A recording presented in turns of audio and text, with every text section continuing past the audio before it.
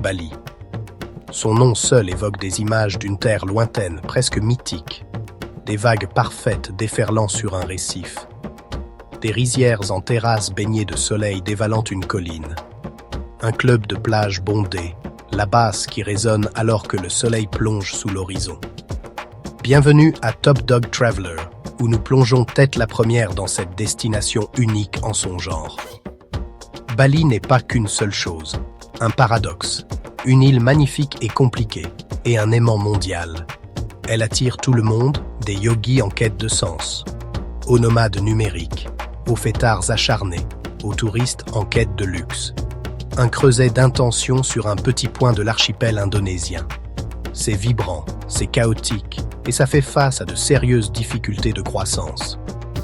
L'esprit de l'île est indéniable, tissé dans la trame même de la vie quotidienne.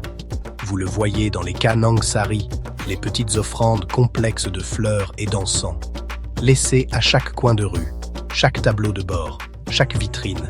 L'île des dieux, pas seulement un slogan marketing. La culture hindoue balinaise est une force vivante qui façonne le rythme de l'île. Une spiritualité qui coexiste, parfois inconfortablement, avec le tourisme moderne. Mais ses racines profondes donnent à Bali une âme que d'autres destinations ne peuvent pas reproduire. Elles ancrent l'île même si le monde la remodèle. La tradition ancienne et le tourisme hyper-moderne créent une tension fascinante. Une minute, une cérémonie de temple séculaire, la musique gamelan tout autour. La suivante, coincée dans un embouteillage de scooters et de vans, se dirigeant vers le dernier café branché. C'est la réalité quotidienne de Bali.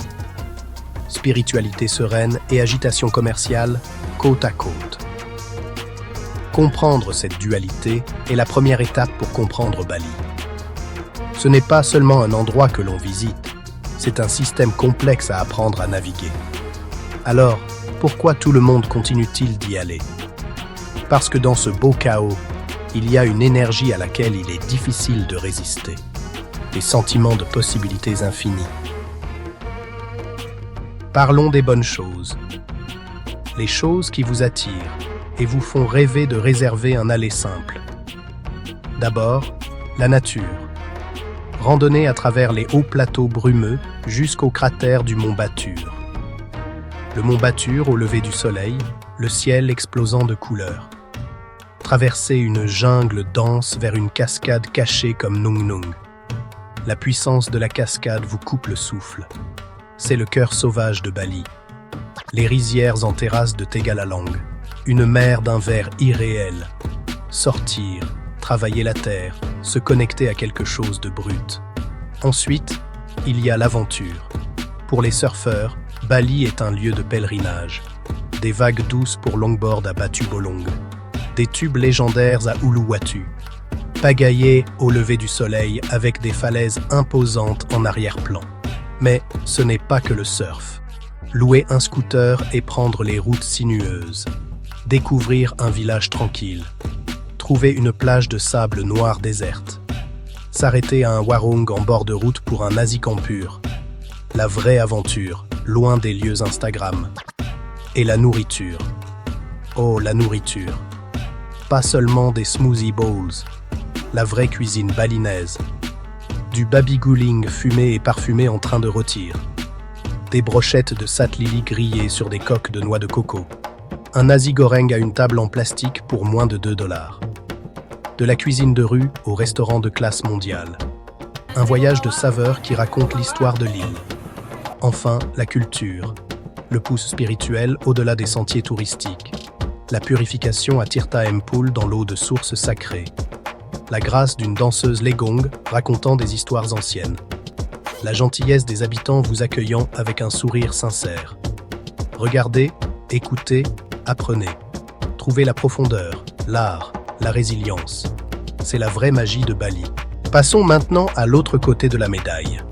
Les aspects qui ne figurent pas dans les brochures de voyage. Soyons honnêtes, Bali est bondé. Canggu, Seminyak, Ubud. La circulation peut être épuisante. Ce qui semble être un trajet de 10 minutes sur une carte peut facilement se transformer en une épreuve d'1 heure. Des scooters bloqués dans les embouteillages et les gaz d'échappement. Les plages sont souvent bondées. Cette cascade parfaite et déserte que vous avez vue sur Instagram, vous la partagerez probablement avec 50 autres personnes. Cette foule constante peut vous épuiser et rendre difficile de trouver la paix que vous étiez peut-être venu chercher. L'impact environnemental est impossible à ignorer. Le volume pur du tourisme a mis une pression immense sur les ressources de l'île. Les pénuries d'eau sont un problème réel et croissant, surtout avec la construction de nouveaux hôtels et villas avec piscines privées. Et puis il y a le plastique. Malgré les efforts de nettoyage, vous verrez de la pollution plastique sur les plages, dans les cours d'eau. C'est un spectacle déchirant, surtout quand vous le voyez emmêlé dans les mangroves ou rejeté par la marée. En tant que visiteur, vous faites partie de cet écosystème. Vos choix, de l'eau que vous utilisez aux déchets que vous produisez, ont un impact direct. Parlons aussi de la commercialisation de la culture. À certains endroits, on a l'impression que la spiritualité a été emballée et vendue. Les cours de yoga sont bondés. Les séances de guérison par le son peuvent coûter une petite fortune. Il y a un aspect performatif à la scène du bien-être qui peut sembler inauthentique. Vous pourriez vous retrouver à remettre en question les véritables motivations derrière une expérience spirituelle qui s'accompagne d'un prix élevé. Il est crucial de rechercher une connexion authentique et d'être attentif aux expériences qui ressemblent plus à une transaction qu'à un véritable échange culturel. Alors, à qui s'adresse Bali? C'est pour l'aventurier, la personne qui n'a pas peur d'un peu de chaos, prête à faire des efforts pour trouver la magie. Si vous êtes un surfeur, si vous êtes un plongeur, si vous êtes un randonneur, si vous aimez la nature, les atouts naturels de Bali sont de classe mondiale. Si vous êtes un explorateur culturel, curieux du bouddhisme balinais, prêt à observer avec respect. Pour le voyageur à petit budget qui peut vivre simplement. Pour le nomade numérique qui équilibre travail et rythme insulaire. Bali récompense ceux qui ont l'esprit ouvert et le cœur patient. Alors, qui devrait peut-être l'éviter? Si vous voulez des vacances à la plage immaculée, si vous voulez des vacances tranquilles, si vous voulez que tout soit parfaitement organisé, si la circulation vous frustre, si les foules vous frustrent, si les imperfections vous frustrent, si vous voulez des vacances purement transactionnelles et aseptisées, l'île exige une prise de conscience et un engagement. Si vous venez juste pour prendre des photos parfaites, si vous venez pour faire la fête, si vous venez juste pour partir, vous risquez d'être déçu et de contribuer au problème. Notre recommandation, allez-y. Mais allez-y les yeux grands ouverts. N'oubliez pas, vous êtes un invité sur une île qui cherche son identité. Ne vous contentez pas de la bulle du sud de Canggu et Seminyak.